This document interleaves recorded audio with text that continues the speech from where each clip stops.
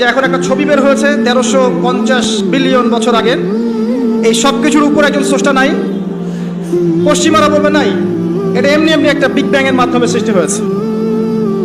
অথচ আল্লাহ পাক বলছেন, শোনেন, আল্লাহ পাক বলছেন এগুলো সবকিছুই প্রথম আকাশের অন্তর্ভুক্ত। এরপরে আছে দ্বিতীয় আসমান, তারপর তৃতীয়, তারপর চতুর্থ, এরকম করতে করতে 7 আসমান। এখন পর্যন্ত যেগুলো দেখছেন 1350 বিলিয়ন বছর আগের ছবি টবি ইত্যাদি, এগুলো প্রথম আসমানের অংশ, প্রথম আসমানের সামান্য একটু অংশ মাত্র। এভাবে 7 আসমান এবং প্রত্যেক আসমানের মাঝখানে ডিস্টেন্স হচ্ছে 500 বছরের পথ। 7 আসমানের উপরে আছে কুরসি, ওয়াসিআ কুরসিয়ুহুস সামাওয়াতি ওয়াল আরদ। আল্লাহ পাকের কুরসি এই 7 আসমানকে ঘিরে আছে, সুবহানাল্লাহিল আযীম। এর উপরে আছে মহাসাগর, একটা সাগর। এগুলো বিশ্বাস করবে না এখন বললে, কালকে নাসা গবেষণা করে বের করলে বিশ্বাস করবে। কথা বুঝতে পারছেন না? এগুলো মোটেই বিশ্বাস করবে না মানুষ এখন। কিন্তু কাল যদি বলে যে অমুক একটা উপগ্রহ পাঠিয়েছিলাম, সে ছবি তুলে পাঠিয়েছে, মহাসাগর আছে, হ্যাঁ, তখন বিশ্বাস করবে, হ্যাঁ আছে। প্রাণের অস্তিত্ব খুঁজে বেড়াচ্ছে মহাকাশে। আল্লাহ পাক আগেই বলেছেন অসংখ্য প্রাণ আছে মহাবিশ্বে, কিন্তু কোরআন বিশ্বাস করবে না।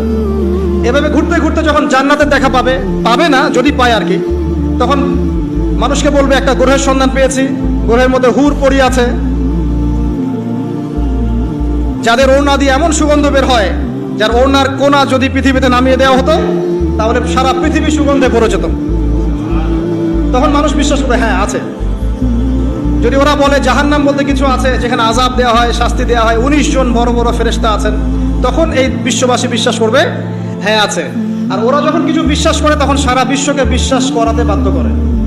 তো যেটা বলছিলাম, এই 7টা আসমানের উপরে আছে কুরসি, তার উপরে মহাসাগর, তার উপরে আছে আরশে আজিম। যে আরশে আজিমের 8টা খুঁটি আছে। কটা খুঁটি? 8টা খুঁটি ধরে আছেন মাত্র 8 জন ফেরেশতা। সূরা হাক্কার মধ্যে এটা আছে। কোন সূরা? হাক্কা।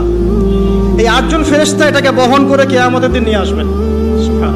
তাদের শক্তি চিন্তা করেন। আর একজন ফেরেশতার ফুৎকারে এই যে দেখছেন গ্যালাক্সির পর গ্যালাক্সি হাবিজাবি সব ধ্বংস হয়ে যাবে। একজন ফেরেশতার ফুৎকারের মাধ্যমে ধ্বংস হয়ে যাবে। এরপরেও আল্লাহ বলছেন আফালা তুমিনুন আফালা ইউমিনুন, এরপরেও কি তোমরা ঈমান আনবে না? আওয়ালাম ইয়ারাল্লাযীনা কাফারু, কাফেররা কি লক্ষ্য করে দেখে না? আন্নাস সামাওয়াতি ওয়াল আরদা কানাতা রাতকান, এই 7টা আকাশ, মহাবিশ্ব এবং পৃথিবী একটা কেন্দ্রের মধ্যে ছিল, বিন্দুর মধ্যে ছিল।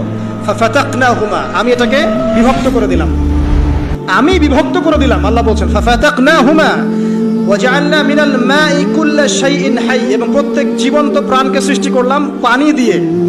আমাদের কোষের মধ্যে সাইটোপ্লাজমে পানির পরিমাণ কত পার্সেন্ট? নিউক্লিয়াসের মধ্যে পানির পরিমাণ কত পার্সেন্ট? বেশিরভাগই পানি। পড়াশোনা করেন, পানি দিয়ে তৈরি করে 70 to 80%। আফালা ইউমিনুন, এরপরে আল্লাহ বলছেন তবুও কি তারা বিশ্বাস করবে না? তো ওই আরশে আজিম ধরে আছেন 8 জন ফেরেশতা। তারপর আরশে আজিমের উপরে আল্লাহ রাব্বুল আলামিন। তো আল্লাহ রাব্বুল আলামিন এই যে প্রথম মহাবিশ্ব দেখছেন, এর ঊর্ধ্বে অবস্থান করছেন। তার মানে এখানে যে সময় চলছে, অতীত, এখানকার অতীত, এখানকার ভবিষ্যৎ, এখানকার বর্তমান, আল্লাহ পাক এই 3 কালের ঊর্ধ্বে অবস্থান করছেন। আল্লাহ পাক যখন বলছেন যে আবু লাহাব জাহান্নামে যাবে, আল্লাহ পাক দেখে দেখে বলছেন, এই যে ভবিষ্যৎটা আল্লাহ পাক দেখছেন, আবু লাহাব এখানে আছে, এখন ইন ফিউচার এখানে যাবে, এখানে গিয়ে সে জাহান্নামে যাবে। আল্লাহ চোখের সামনে সব। আমাদের কাছে মনে হচ্ছে অতীত, বর্তমান, ভবিষ্যৎ, আল্লাহর সামনে এগুলো কিছুই নাই। ওই যে নক্ষত্রের কথা বলা হচ্ছে, এটা অতীতকালের ছবি, কত বছর আগের ছবি, এত বিলিয়ন বছর আগের ছবি। মানে আপনি আমি আকাশে যা দেখি এগুলো পাস্ট টেন্স, অতীতকাল। এটা সূর্য আপনি দেখছেন এখন, এটা 8 মিনিট 20 সেকেন্ড আগের সূর্য, ওদের থিওরি মতে আর কি। আলো আসতে যে সময়টুকু লাগে, এই সময়টুকু চলে যাচ্ছে আপনার। আলো আসতে কতটুকু সময় লাগে পৃথিবীতে? 8 মিনিট 19 সেকেন্ডের মতো। তার মানে আপনি যে সূর্যটা দেখছেন, এটা আসলে 8 মিনিট 19 সেকেন্ড আগের সূর্য। তার মানে আমরা যা দেখছি আকাশে সব পাস্ট টেন্স, অতীতকাল। তাহলে যদি সূর্য থেকে পৃথিবীকে দেখা যায়, তাহলে ওরা পৃথিবীর অতীতকাল দেখবে। কথা কি বুঝতে পারছেন? আল্লাহ পাক এগুলো সবের ঊর্ধ্বে। এই আলোর চেয়ে প্রচন্ড গতিতে, আলোর বেগের চেয়ে যদি অনেক অনেক অসীম গতিতে কেউ যদি ছুটতে পারে মহাকাশে, তাহলে সে এই সব কালের ঊর্ধ্বে চলে যাবে। স্টিফেন হকিংসের এরকম সূত্র আছে এরকম। এটাই নবী সাল্লাল্লাহু আলাইহি ওয়াসাল্লামের মেরাজের সাথে মিলে যায়। তিনি গিয়েছেন, ফিরে এসেছেন, এসে দেখেছেন অজুর পানি গড়িয়ে পড়ছে টাইমের ঊর্ধ্বে। সবই বৈজ্ঞানিক, আসলে প্রমাণ করতে পারে না। তখন বলবে যে ধর্ম, মৌলবাদ, অন্ধবিশ্বাস ইত্যাদি ইত্যাদি। যখন প্রমাণ করতে পারবে তখন ধার্মিক হয়ে যাবে প্রতিটা বিষয়। তো এটা নিয়ে আরো ডিপ কথা আছে, আজকে ওইদিকে আমি যাচ্ছি না, শুধু এতটুকু বলছি আল্লাহ পাক এই সবকিছুর ঊর্ধ্বে, সেখান থেকে আল্লাহ রাব্বুল আলামিন সবকিছু দেখেন এবং শোনেন। আসুন, আল্লাহ কোথায় এটা খুঁজতে ইব্রাহিম আলাইহিস সালাম বলছেন, হয় তারা আমার রব, চাঁদ আমার রব, বা নক্ষত্র আমার রব, সূর্য বড় সূর্য রব। যখন এগুলো ডুবে গেল তখন তিনি একটা কথা বললেন, সেটা কি? ইন্নী ওয়াজ্জাহতু ওয়াজহিয়া লিল্লাযী ফাতারাস সামাওয়াতি ওয়াল আরদা হানিফান ওয়া মা আনা মিনাল মুশরিকিন। আল্লাহ পাক এটা অন্য জায়গায় বলেছেন, মা কানা ইব্রাহিমু ইয়াহুদিয়্যান ওয়ালা নাসরানিয়্যা। ইব্রাহিম ইহুদি ছিল না, নাসারা ছিল না, ওয়ালাকিন কানা হানিফান মুসলিমা, তিনি একনিষ্ঠ মুসলিম ছিলেন। ওয়া মা কানা মিনাল মুশরিকিন, তিনি মুশরিকদের অন্তর্ভুক্ত ছিলেন না। হুয়া সাম্মাকুমুল মুসলিমিন, তিনি তোমাদের নাম দিয়েছেন মুসলিম। তো একইভাবে নবী সাল্লাল্লাহু আলাইহি ওয়াসাল্লামকে দেখেন, তিনিও কিন্তু সমাজের অরাজকতা দেখে হেরা গুহায় চলে গেলেন। সেখানে আল্লাহকে ডাকতে লাগলেন, ধ্যান করতে লাগলেন। এক পর্যায়ে ওহী তার কাছে আসলো। দুজনের দেখেন কত মিল পাওয়া যাচ্ছে। এরপর যেমন ইব্রাহিম আলাইহিস সালামকে সমাজ থেকে তাড়িয়ে দেওয়া হলো, নবী সাল্লাল্লাহু আলাইহি ওয়াসাল্লামকেও সমাজ থেকে কি করা হলো? তাড়িয়ে দেওয়া হলো, মারা হলো, গালি দেওয়া হলো, রক্তাক্ত করা হলো। এক পর্যায়ে তাকে হিজরত করে চলে যেতাম। মিল পাচ্ছেন? পরিবার বাধা দিয়েছে ইব্রাহিম আলাইহিস সালামকেও, মুহাম্মদ সাল্লাল্লাহু আলাইহি ওয়াসাল্লামকে। আত্মীয়রা বাধা দিয়েছে ইব্রাহিম আলাইহিস সালামকেও, মুহাম্মদ সাল্লাল্লাহু আলাইহি ওয়াসাল্লামকেও। সমাজ বাধা দিয়েছে ইব্রাহিম আলাইহিস সালামকেও, মুহাম্মদ সাল্লাল্লাহু আলাইহি ওয়াসাল্লাম। হিজরত করে চলে যেতে হয়েছে তাকেও এবং তাকেও আলাইহিস সালাম। দুজনের চেহারার মিল। চলে যাওয়ার সময় তাদের সাথে কে ছিল? ইব্রাহিমের সাথে তার স্ত্রী সারা। তার স্ত্রীর নাম কি? বিশ্বের সবচেয়ে সুন্দরী মহিলা ছিলেন দুজন। কয়জন? দুজন। একজন হাওয়া আলাইহিস সালাম, দুই নাম্বার সারা আলাইহিস সালাম।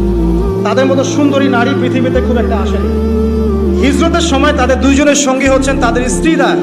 দেখেন, শুরু থেকে নবী সাল্লাল্লাহু আলাইহি ওয়াসাল্লামের পাশে ছিলেন তার স্ত্রী খাদিজা রাদিয়াল্লাহু আনহা, এবং ইব্রাহিম আলাইহিস সালামের পাশে তার স্ত্রী সারা আলাইহিস সালাম। আর খাদিজা রাদিয়াল্লাহু আনহার অবদান সম্পর্কে তিনি বলছেন যে আমার কথা যখন কেউ শুনতো না, তখন খাদিজা আমার উপর ঈমান এনেছিল।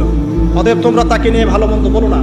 আর খাদিজা রাদিয়াল্লাহু আনহা সেই মহিয়সী নারী যাকে জিবরাইল আলাইহিস সালাম সালাম দিয়েছেন, এবং তার জন্য জান্নাতে এমন একটা ঘর নির্মাণ করা হয়েছে যেই ঘরের মধ্যে কোনো শোরগোল নাই, কোনো রকমের শব্দ দূষণ নাই, সুকুন আর সালাম।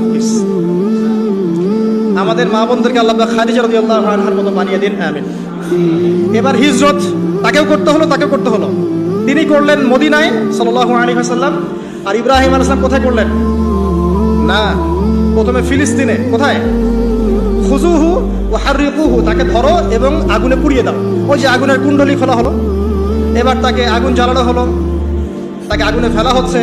আগুনে পড়ার সময় আল্লাহ রাব্বুল আলামিন তার কাছে পাঠালেন জিবরাইল আলাইহিস সালামকে। এসে বলছেন, হাজাতান ইনদি, তোমার কি কোনো হাজত আছে আমার কাছে? তখন ইব্রাহিম আলাইহিস সালাম বলছেন, না, আমার হাজত আল্লাহর কাছে আছে। হাসবি আল্লাহ ওয়া নি'মাল ওয়াকিল, নি'মাল মাওলা ওয়া নি'মান নাসির। এই কথা বলার সাথে সাথেই আল্লাহ পাকের সাহায্য অবধারিত হয়ে পড়লো। আল্লাহ পাক বললেন, ইয়া নার, হে আগুন, কুনি বারদান ওয়া সালামান আলা ইব্রাহিম, ঠান্ডা হয়ে যাও, ইব্রাহিমের জন্য শীতল ঠান্ডা হয়ে যাও। ব্যাস, সবাই দেখলো যে ইব্রাহিম আগুনে পড়ে আছে কিন্তু উঠছে না। ঠিক এরকম পরীক্ষা নবী সাল্লাল্লাহু আলাইহি ওয়াসাল্লাম দিতে হয়েছে না? বদরে, উহুদে আল্লাহ সাহায্য এসেছে না? আল্লাহ ফেরেশতা এসেছে, তার মাধ্যমে সাহায্য হয়েছে। এক একজনের মানে মাত্রাটা ডিফারেন্ট ছিল, কিন্তু ঘটনা কিন্তু সেম। যাই হোক, এরপরে ইব্রাহিম আলাইহিস সালাম চলে যাচ্ছেন ওই কমিউনিটি থেকে। মিশরের এক বাদশা লম্পট, সেই স্ত্রী সারাকে কিডন্যাপ করলো। এবার সারাকে তার সাথে খারাপ কিছু করার ইচ্ছা করা মাত্রই অবশ্যই সে পড়ে গেল, প্যারালাইজ 3 বার। এই জায়গায় এই বাদশা বুঝতে পারে যে এই মহিলা বা এই নারী কোনো সাধারণ কোনো নারী নয়। তখন তিনি ছেড়ে দেন তাকে এবং তার সাথে হাজরা আলাইহিস সালামকেও হাদিয়া দিয়ে দেন। এই সময় ইব্রাহিম আলাইহিস সালাম নামাজে দাঁড়িয়েছিলেন। যখন তার স্ত্রী বিপদে পড়েছে এবং তিনি বিপদে পড়েছেন, তখন তিনি নামাজে দাঁড়িয়ে গিয়েছেন, ঠিক নবী সাল্লাল্লাহু আলাইহি ওয়াসাল্লামের মতো। তিনি বলতেন, যখনই আমি উদ্বিগ্ন হই তখনই নামাজে দাঁড়িয়ে যাই। আমরা যদি কোনো বিষয়ে টেনশনে পড়ি, উদ্বিগ্ন হই, তাহলে একটাই কাজ করবেন, নামাজে দাঁড়াবেন। সিগারেট ধরানোর দরকার নাই, টেনশনে স্মোক করার দরকার নাই, ড্রাগস নেওয়ার দরকার নাই, একটা মিউজিক ছেড়ে দেওয়ার দরকার নাই। নামাজে দাঁড়িয়ে যান, আল্লাহ পাক আপনার টেনশন দূর করে দেবে ইনশাআল্লাহ তাআলা।